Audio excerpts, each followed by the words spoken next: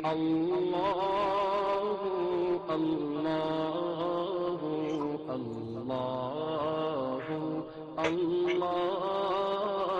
اللہ اللہ السلام علیکم students, this is sir Yasir Ghauri, your Urdu teacher. بیٹا آج کے اس کلاس میں، اس لیکچر میں ہم بات کریں گے اپنی اردو کی بک میں موجود غزل میر تقی میر کی غزل. یاد رکھیے گا کہ سب سے پہلے میں آپ کو غزل بتاؤں کہ غزل ایسی تحریر یا ایسے مجموعے کو کہتے ہیں جس میں شاعر الگ الگ موضوعات پر بات کرتے ہیں. یاد رکھیے گا غزل ایک ایسے موضوع کو کہتے ہیں یا ایک ایسی تحریر کو کہتے ہیں یا ایسے شاعری انداز کو کہتے ہیں جس میں شاعر الگ الگ موضوعات پر بات کرتے ہیں، یعنی جس میں موضوع ایک نہیں رہتا. جیسے نظموں کے اندر موضوع ایک رہتا ہے مگر غزلوں میں موضوع ایک نہیں رہتا. پھر غزل کی ایک اور چیز یہ بھی یاد رکھیے گا کہ غزل کے پہلے شعر کے اندر ہم قافیہ الفاظ ہوتے ہیں اور پوری غزل کے اندر قافیہ اور ردیف کا استعمال بھی بہت بہترین طریقے سے نظر آتا ہے. اب یہ قافیہ اور ردیف کیا ہوتے ہیں یہ ہم اپنی اردو قواعد کی کلاسز میں سمجھیں گے کہ قافیہ کسے کہتے ہیں اور ردیف کسے کہتے ہیں. بس یاد رہے آپ کو کہ غزل کے اندر قافیہ اور ردیف کا استعمال بھرپور رہتا ہے، تبھی وہ ایک بہترین غزل بنتی ہے. دیکھا جائے تو بہت بہترین شاعر گزرے ہیں غزلیات میں جنہوں نے غزلیں لکھی، پر ان میں سب سے اعلیٰ مقام اور سب سے بہترین جو غزلوں کے شاعر کہلاتے ہیں وہ ہیں میر تقی میر. یاد رہے میر تقی میر کو غزلوں کا بہت بڑا شاعر مانا جاتا ہے، بہت عظیم شاعر مانا جاتا ہے. اور میر تقی میر کی غزلیات اگر آپ اردو کسی بھی لیول پہ پڑھیں تو آپ کو ان کی غزلیات اپنی اردو کی بک میں موجود نظر آئیں گی. یہ ہر سال امپورٹنٹ بھی ہوتا ہے. ان کے اشعار کی تشریحات آپ کو ایگزام میں کرنی ہوتی ہیں. ان کے کچھ اشعار آ جاتے ہیں پیپر میں، اس کی تشریحات آپ کو کرنی ہوتی ہیں. تو میر تقی میر ایک بہت بڑا نام ہے. تو آج میر تقی میر کی ہم ایک غزل پڑھیں گے جو ہماری اردو کی بک میں موجود ہے. میر تقی میر کے بارے میں تھوڑا سا تعارف میں آپ کو دیتا چلوں کہ میر تقی میر ہندوستان کے شہر آگرہ میں پیدا ہوئے. 1723 میں ان کی ولادت ہوئی. 1723 میں یہ پیدا ہوئے ہندوستان کے شہر آگرہ. ان کے والد میر متقی، یاد رکھیے گا ان کے والد میر متقی ایک درویش صرف انسان تھے. درویش کسے کہتے ہیں؟ یاد رکھیے گا اللہ والے لوگ، یعنی کہ جو اپنی زندگی دین اسلام یا اللہ کی طرف کر چکے ہوتے ہیں اور اللہ کی طرف اللہ کی راہ میں وہ کر چکے ہوتے ہیں، اور اللہ والے لوگ جو ہوتے ہیں ان کو درویش صرف انسان ہوتے ہیں. میر ابھی 9 عمر ہی میں تھے، یعنی کہ چھوٹے ہی تھے کہ ان کے والد خالق حقیقی سے جا ملے، ان کا انتقال ہو گیا. روزگار کی تلاش میں میر تقی میر دہلی آ گئے، آگرہ سے دہلی آ گئے. یہاں سراج الدین آرزو کے شاگرد ہو گئے اور ان سے ان کے شاگرد سے مراد یعنی کہ ان سے پھر ادب، اردو ادب اور ان سے پھر شاعری انداز میں جو باتیں کی جاتی تھیں اس میں جو غزلیں لکھتے تھے، اشعار لکھتے تھے، مرثیے لکھتے تھے، وہ ان سے انہوں نے سیکھنا شروع. دہلی کے حالات جب بہت خراب ہو گئے، یاد رکھیے گا یہاں پر دہلی کے حالات کون سے خراب ہونے کی بات کی جا رہی ہے کیونکہ اس دوران جب یہ میر تقی میر ہندوستان میں زندگی گزار رہے تھے تو اس وقت ہندوستان میں انگریز اپنا پڑاؤ ڈال چکے تھے. انگلینڈ سے انگریز آ چکے تھے ہندوستان میں اور جگہ جگہ پہ حالات جو خراب ہو گئے. تو جب حالات خراب ہوئے دہلی کے تو لکھنؤ میں نواب آصف الدولہ کے پاس آ گئے. انہوں نے میر کی بڑی قدر کی اور وظیفہ مقرر کیا، یعنی کہ وہ میر کی قدردانی ان کی نظر میں بہت تھی اور میر کی بڑی رسپیکٹ کرتے تھے، وہ بہت قدر کرتے تھے. اور پھر انہوں نے ان کی تنخواہ مقرر کر دی جس کو ہم کہتے ہیں وظیفہ مقرر. زندگی گزرتی گئی اور پھر میر نے لکھنؤ میں ہی وفات پائی. میر تقی میر کو یاد رکھیے گا اردو شاعری کے اندر خدائے سخن کہا جاتا ہے. سخن کہتے ہیں کلام کو، یعنی کہ کلام کا خدا کہا جاتا ہے. یعنی کہ کلام غزلوں کا ان کو، یعنی کہ جو کلام میں غزلیں ہیں، نظمیں ہیں، جو کلام میں اور بھی بہت ساری چیزیں ہوتی ہیں. میں آپ کو اردو قواعد کی کلاس میں سمجھاؤں گا کہ کلام کی اقسام کیا ہوتی ہیں، تو اصناف سخن کسے کہتے ہیں. تو یاد رکھیے گا ان کو کلام کا خدا کہا جاتا ہے. تو ان کا ایک لقب ہے خدائے سخن. یاد رکھیے گا MCQs میں آپ کے اکثر آ جاتا ہے کہ کس شاعر کو خدائے سکون کہا جاتا ہے، تو یاد رہے یہ صرف اور صرف میر تقی میر کو خدائے سکون کہا جاتا ہے۔ اس کے علاوہ ان کو شہنشاہ غزل بھی کہا جاتا ہے اور ان کو سرتاج الشعراء بھی کہا جاتا ہے۔ یاد رکھ لیں بیٹا، میری بات کوٹ کر لیں، لکھ لیں اس کو کہ میر تقی میر کو الگ الگ القابات سے ہم نے نوازا: خدائے سکون، شہنشاہ غزل، سرتاج الشعراء، اور شاعر غم بھی ان کو کچھ لوگوں نے کہا، یہ شاعر غم بھی کہلاتے ہیں۔ ان کی غزلوں میں انسانی جذبات، درد و غم، خودداری، توکل، قناعت اور دنیا کی حقیقت پائی جاتی ہے۔ یعنی کہ یہ وہ موضوعات ہیں جس پر یہ غزلیں لکھا کرتے تھے۔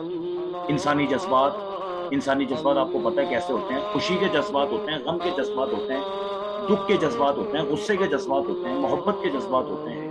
یہ سارے جذباتوں پر شاعری کیا کرتے تھے، درد و غم بھی بیان کیا کرتے تھے اپنی شاعری میں، خودداری بھی بیان کرتے تھے، توکل، قناعت، یعنی کہ کہتے ہیں نا کہ انسان اپنی بے بسی کا اظہار بھی کرتے تھے، اور دنیا کی حقیقت بھی بتاتے تھے۔ دنیا کی حقیقت کا مطلب ہوتا ہے دنیا کی بے ثباتی، یعنی کہ انسان کو بتاتے تھے کہ دنیا کی حقیقت کیا ہے، کہ یہ دنیا صرف عارضی ٹھکانہ ہے ہمارا۔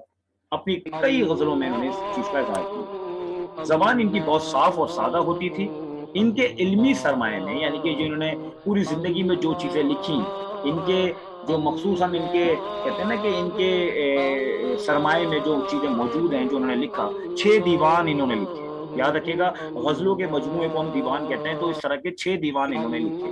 اردو شعراء کا ایک تذکرہ بھی انہوں نے لکھا، جس میں انہوں نے کئی شاعروں کا اور کئی شعراؤں کا انہوں نے اس میں ذکر کیا۔ کئی انہوں نے مسنوعات بھی لکھی اور مرثیے بھی انہوں نے کئی لکھی۔ مرثیے کسی ایسی نظم کو کہتے ہیں جس میں کسی مرنے والے کا ذکر ہو۔ ایک سماع حیات یعنی کہ بایوگرافی انہوں نے اپنی زندگی پہ لکھی، جس کو ذکر میر کے نام سے ہم یاد رکھتے ہیں، کہ ذکر میر کے نام سے انہوں نے اپنی ایک بایوگرافی جس کو سماع حیات لکھتے ہیں، اپنی زندگی کے اس میں حالات لکھتے ہیں، اور ایک فارسی دیوان بھی ان کی سرمایہ میں شامل ہے۔ میر تقی میر کا سارا کلام جو ہے وہ کلیات میر کی صورت میں ہمارے پاس موجود ہے، اور یہ غزل اسی سے لی گئی ہے۔ اگر آپ سے کوئی پوچھے کہ 9th کلاس کی اردو کی بک میں جو موجود میر تقی میر کی غزل ہے وہ کہاں سے ماخوذ ہے، تو بیٹا آپ جواب دیں گے کلیات میر سے ماخوذ ہے۔ یہ ایک مختصر سا تعارف میں نے اس عظیم شاعر میر تقی میر کا آپ کو بتایا بیٹا۔ اب ہم ان کی غزل کی طرف چلتے ہیں۔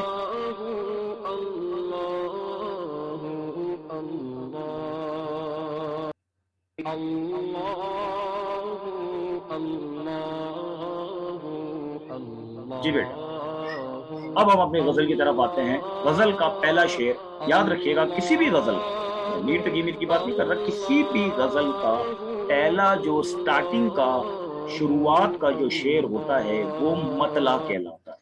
یہ چیز بھی میں آپ کو اردو قواعد کی کلاس میں بتاؤں گا، مگر یہاں پہ میں بتا دوں کہ اس غزل کا مطلع شعر آپ کے سامنے موجود ہے۔ یہ اس پوری میر تقی میر کی غزل کا مطلع شعر ہے۔ مطلع پہلے شعر کے کہتے ہیں: فقیرانہ آئے صدا کر چلے، میاں خوش رہو ہم دعا کر چلے۔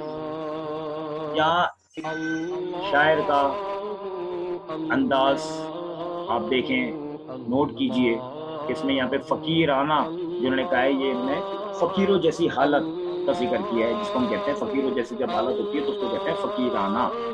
آئے سے مراد اس دنیا میں آئے۔ صدا مانے، یاد رکھیے گا، صدا مانے آواز لگانا، اور فقیر مانے میں نے آپ کو کیا بتایا کہ خالی ہاتھ۔ فقیر جیسے آپ نے دیکھا ہے نا، جو ہمارے دنیا میں جو فقیر گھومتے ہیں خالی ہاتھ ہوتے ہیں، تو فقیر رانا آئے صدا کر چلے۔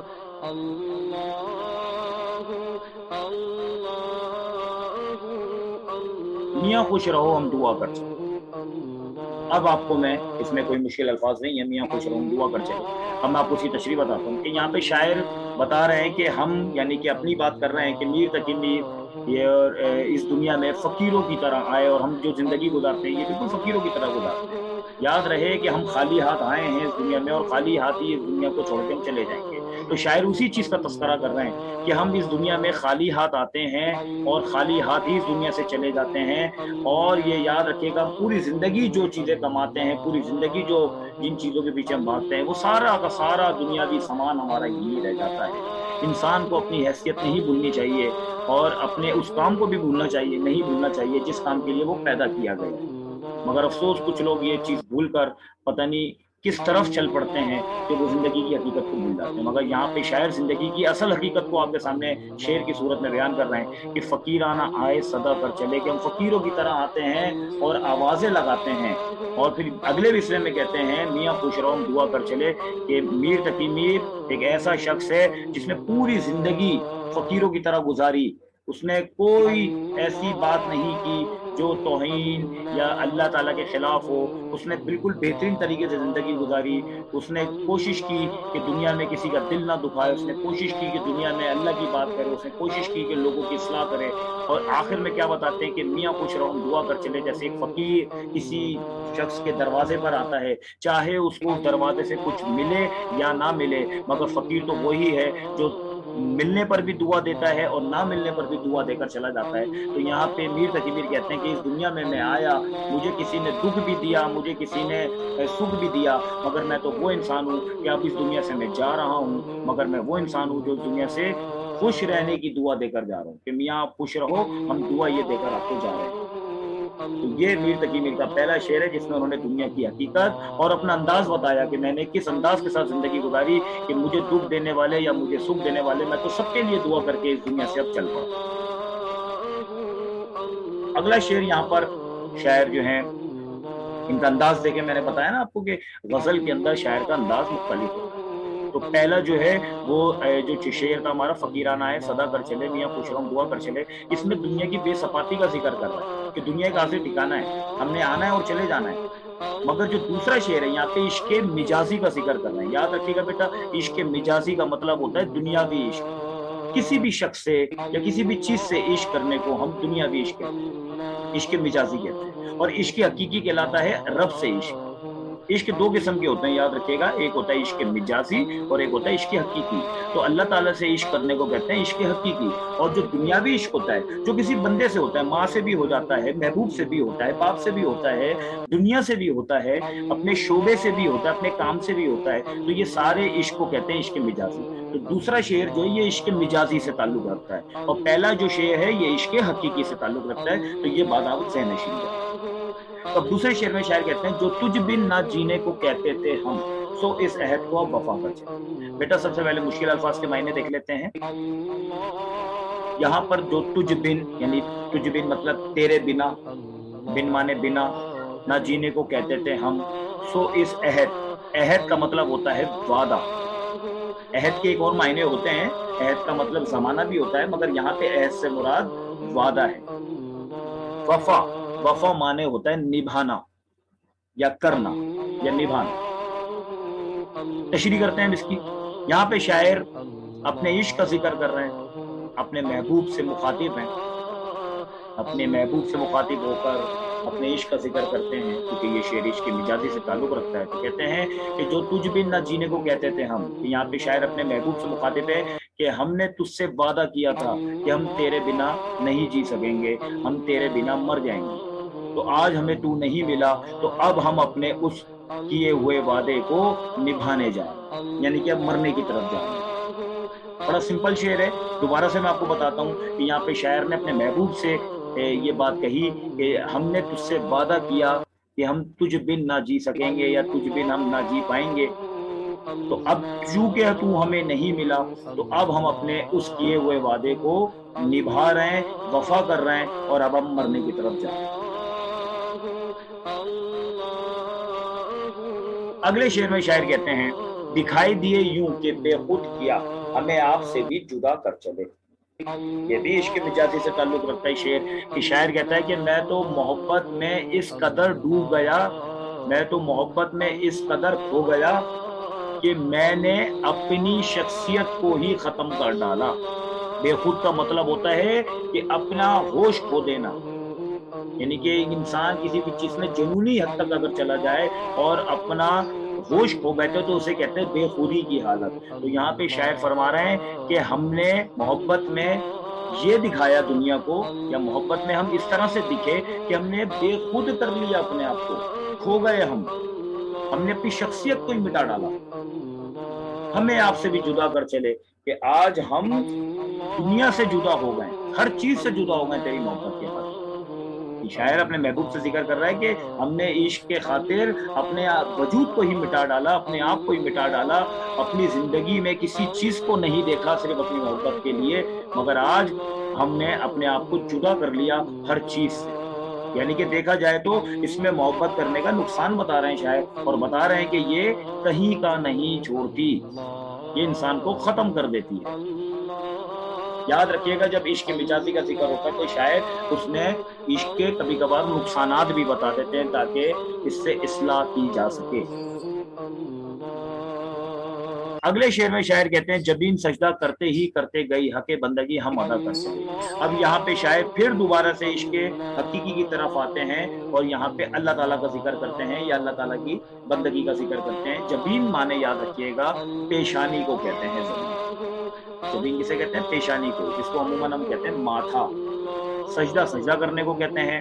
حق بندگی، بندگی مطلب عبادت کرنا، حق مانے کہ یعنی کہ عبادت کرنے کا حق کس کا ہے؟ تو آپ سب کو پتا ہونا چاہیے کہ عبادت کرنے کا حق صرف اللہ تعالیٰ کا ہے، کہ اللہ تعالیٰ کی عبادت کر سکتے ہیں ہم، اور اس کے علاوہ کسی کی بندگی ہم اس دنیا میں کرنے کے لیے نہیں پیدا ہوئے۔ اس دنیا میں جو ہمیں اللہ نے پیدا کیا ہے وہ کس کی بندگی کے لیے پیدا کیا ہے؟ ہر بچے کو پتا ہونا چاہیے کہ ہم سب اللہ کی بندگی کے لیے پیدا ہوئے ہیں۔ حق جو ہے وہ صرف اللہ کی بندگی کا ہے۔ تو یہاں پہ شاعر کیا کہتے ہیں کہ میں صحیح وقت پر لوٹ گیا، میں نے عشق مجازی سے اپنے آپ کو ہٹا کر میں نے عشق حقیقی کی طرف چلا گیا۔ میر تقی میر نے اپنی زندگی میں ہی نصیحت حاصل کر لی اور اس نے اپنی پیشانی اللہ کے سجدے میں گرا دی۔ جبین سجدہ کرتے ہی کرتے گئی، یعنی کہ میں نے اپنی پیشانی سجدے میں گرا دی۔ کس کے سجدے میں؟ کس کے حضور سجدہ کیا؟ اللہ کی راہ میں سجدہ کیا، نمازوں میں سجدہ کیا، اللہ کی طرف لوٹ گئے، صحیح وقت پر اللہ کی طرف لوٹ گئے، زندگی کا مقصد سمجھ گئے کہ زندگی کا مقصد عشق مجازی نہیں تھا، زندگی کا مقصد عشق حقیقی تھا۔ تو شاعر اس میں ذکر کرتے ہیں کہ میں زندگی کا مقصد سمجھ گیا، میں نے اپنی پیشانی سجدے میں گرا دی اور بندگی کا جو حق مجھ پر تھا وہ میں نے ادا کر دیا۔ ہم سب پر بندگی کا حق ہے، ہمیں یہ سوچنا چاہیے کہ ہم نے یہ حق ادا کر دیا۔ مگر شاعر یہاں پر کیا کہتا ہے کہ میں نے یعنی میر تقی میر نے بندگی کا حق ادا کر دیا، کیونکہ میں نے سانسیں لیتے ہوئے ابھی میری موت نہیں ہوئی، میں زندہ تھا اور میں نے اپنے آپ کو کنورٹ کر لیا، اپنے آپ کو تبدیل کر دیا عشق حقیقی کی طرف، میں لوٹ گیا، میری زندگی میں تبدیلی آ گئی اور میں نے بندگی کا جو مجھ پہ حق تھا وہ میں نے ادا کر دیا اور میں اللہ کی طرف لوٹ گیا۔ اگلا شعر بیٹا ہمارے سامنے یاد رکھیے گا، یہ اس غزل کا آخری شعر ہے، اور میں یہ بتاتا چلوں آپ کو کہ کسی بھی غزل کا آخری شعر، یاد رکھیے گا میری بات، دوبارہ کہہ دیتا ہوں آپ کو میں کہ کسی بھی غزل کا آخری شعر جس میں شاعر اپنا نام استعمال کرے، جس کو ہم اردو ادب میں کہتے ہیں تخلص، شاعر کے نام کو ہم کیا کہتے ہیں؟ تخلص۔ تو جب کبھی کسی غزل کا آخری شعر آ جائے جس میں شاعر کا نام بھی آپ کو نظر آ جائے، تخلص نظر آ جائے، تو ایسے شعر کو مقطع کہتے ہیں۔ تو یاد رکھیے گا بیٹا، یہ اس غزل کا آخری شعر ہے، آپ کے سامنے موجود ہے، اور اس میں شاعر کا نام بھی آ رہا ہے، تخلص بھی نظر آ رہا ہے ہمیں، اور یہ شعر کیا ہے؟ کہیں کیا جو پوچھے کوئی ہم سے میر، یہاں نوٹ کیجئے میر کا نام آ رہا ہے، تو یہ مقطع شعر ہے۔ کہیں کیا جو پوچھے کوئی ہم سے میر، جہاں میں تم آئے تھے کیا کر چلے، کوشچن مارک لگا ہوا یعنی سوالیہ انداز۔ یاد رکھیے گا میر اپنے آپ پر رکھ کر دنیا سے مخاطب، اس شعر کے اندر میر جو ہے وہ اپنے آپ کو سامنے رکھ کر دنیا سے سوال کر، یہ شاعروں کا انداز ہوتا ہے کہ وہ اپنے نام کا استعمال کرتے ہیں مقطع شعر کے اندر، اپنے آپ کو سامنے رکھ کے عموماً دنیا سے مخاطب ہو کر کوئی بات کر دیتے ہیں۔ تو کیا کہتے ہیں شاعر؟ کہیں کیا جو پوچھے کوئی ہم سے میر، یعنی کہ کوئی آئے اور ہم سے پوچھے، کوئی آ کر مجھ سے پوچھے، میر تقی میر سے پوچھے کہ تم کس لیے پیدا کیے گئے تھے میر تقی میر اس دنیا میں، جہاں میں تم، جہاں مانے اس دنیا، دنیا میں تم آئے تھے کیا کر چلے، یعنی کہ کہہ رہے ہیں کہ اے لوگوں دیکھو تم کس لیے اس دنیا میں پیدا کیے گئے تھے اور تم کیا کر کے چلے جاتے ہو اس دنیا سے۔ یعنی کہ ہم پیدا کیوں ہوئے اس دنیا میں؟ اللہ کی بندگی کے لیے، اللہ کو راضی کرنے کے لیے پیدا ہوتے ہیں، اللہ کی مخلوق کی خدمت کرنے کے لیے پیدا ہوتے ہیں، حقوق العباد کو نبھانے کے لیے پیدا ہوتے ہیں، انسانیت کی خدمت کرنے کے لیے پیدا ہوتے ہیں، علم حاصل کرنے کے لیے پیدا ہوتے ہیں۔ تو یاد رکھیے گا یہ ہے ہمارے کام، اللہ کی بندگی ہے ہمارا کام، مگر ہم پوری دنیا میں کیا کام کر کے چلے جاتے ہیں۔ یہ سوالیہ نشان یوں چھوڑ دیا، یہ سوال ہمارے لیے چھوڑ دیا کہ ہمیں یہ شعر پڑھ کر سوچنا چاہیے کیا ہم سے جو ڈیوٹیز یا ہم سے جو فرائض اللہ نے منسوخ کرے کیا ہم نے وہ پورے کیے؟ تو میر تقی میر اپنے آپ پر رکھ کر کہہ رہے ہیں کہ کوئی آ کے ہم سے پوچھے تو صحیح کہ ہم کس لیے اس دنیا میں پیدا کیے گئے تھے اور ہم آخر کیا کر کے چلے جاتے ہیں دنیا سے۔ اور کر کے چلے جانے سے مراد یعنی کہ مر جانا، جب ہم مر کے چلے جاتے ہیں کیا ہمارے اعمال میں وہ چیزیں ہیں جس کے لیے ہم پیدا کیے گئے تھے؟ تو یہ شعر اپنے آپ میں ایک عبرت بھی ہے، یہ شعر اپنے آپ میں سوال بھی ہے، عبرت بھی ہے، اور ہم سب کو یہ سوچنا چاہیے اس غزل کے تھرو کہ کیا ہم میر تقی میر کی زندگی، کیونکہ میر تقی میر نے پوری غزل کے اندر ہمیں یہ سمجھانے کی کوشش کی ہے کہ عشق مجازی سے عشق حقیقی کی طرف میر تقی میر آ گئے تو ان کی تو دنیا سیٹ ہو گئی، ان کی تو دنیا اچھی ہو گئی، اور انہوں نے تو اپنا حق بندگی ادا کر دیا جو پچھلے شعر میں ہم نے بتایا تھا۔ مگر کیا اس غزل کو پڑھنے کے بعد ہم یہ سوچ سکتے ہیں کہ ہم نے کیا کام کرنے کے لیے ہم اس دنیا میں پیدا ہوئے تھے اور ہم نے کیا کیا؟ یاد رکھے گا جب شعرا، کوئی بھی شاعر جب کوئی غزل لکھتا ہے تو یہ اصلاحی لوگوں کی اصلاح کے لیے لکھتے ہیں، تاکہ جب یہ رہیں نہ رہیں ان کی غزلیات پڑھ کے لوگ اصلاح کر سکیں اپنی، دیکھیں کہ ان شاعروں کا ایک عظیم تجربہ تھا اور ان کے تجربے کے بعد ان کا نچوڑ کیا ہے، یہ کیا بات لکھ کر گئے ہیں غزلوں کے اندر۔ تو اس پوری غزل کا تو ہمیں یہی نچوڑ ملتا ہے کہ شاعر یہاں پہ عشق مجازی کو نقصان دہ اور عشق حقیقی کو فائدے مند بتا رہے ہیں، اور لوگوں سے سوال کر رہے ہیں کہ اپنے آپ سے کیے گئے وعدے جو اللہ نے ہم سے وعدے لیے تھے اس کو یاد رکھو۔ تو بیٹا یہ 5 اشعار پہ مشتمل آپ کی ایک بہت خوبصورت سی غزل تھی جو میں نے آج آپ کے سامنے اس کی تشریح کی، اس کے مشکل الفاظ کے معنی بیان کیے۔ یاد رکھیے گا اس سے ریلیٹڈ جو سوال آپ کے ایگزام میں آتا ہے وہ صرف اشعار کی تشریحات آتا ہے، کچھ ایم سی کیوز بھی آ جاتے ہیں، جیسے آپ سے پوچھا جا سکتا ہے کہ میر تقی میر کو کیا کہا جاتا ہے، تو آپ یہ لکھ سکتے ہیں کہ خدائے سکون یا شہنشاہ غزل۔ مگر یاد رکھیے گا اس غزل سے ریلیٹڈ آپ کے پاس صرف ایک ہی سوال آتا ہے اور وہ اس کے کچھ اشعار آپ کو دے دیتے ہیں اور آپ سے یہ کہا جائے گا کہ اس کی تشریح کریں۔ تو جس طرح سے میں نے آپ کو تشریح بتائی یہی تشریح آپ نے 3 سے 4-5 لائنوں میں آپ نے یہ تحریر کرنی ہے۔ چھوٹا سا مختصر تعارف کریں گے آپ اور اس کے بعد آپ تشریح کریں گے۔ تو اسٹوڈنٹس بیٹا آج آپ کی یہ کلاس ختم ہوئی، انشاءاللہ تعالی العزیز اگلی کلاس میں کسی دوسرے ٹاپک کے ساتھ آپ کے سامنے آئیں گے۔ اپنا بہت خیال رکھیے گا اور ایگزام کی تیاری شروع کر دیجیے بیٹا، کیونکہ اب ہمارا جیسے جیسے لیکچرز ہمارے آگے جاتے رہیں گے ہمارا ٹیسٹ سسٹم چلتا رہے گا اور ہم آپ سے اس کے ٹیسٹ لیتے رہیں گے۔ تو یاد رکھیے گا کہ اردو کے پیپر میں الگ الگ انداز میں سوال ہوتے ہیں، جس میں خلاصے، مرکزی خیال، سوال و جواب، خطوط، مراسلے، اشعار کی تشریحات، گرامر یعنی کہ قواعد کے بھی سوال ہوتے ہیں۔ تو آپ لوگوں سے گزارش ہے کہ آپ اپنی تیاری شروع کر دیں۔ ٹھیک ہے بیٹا، السلام علیکم، اپنا بہت خیال رکھیے گا۔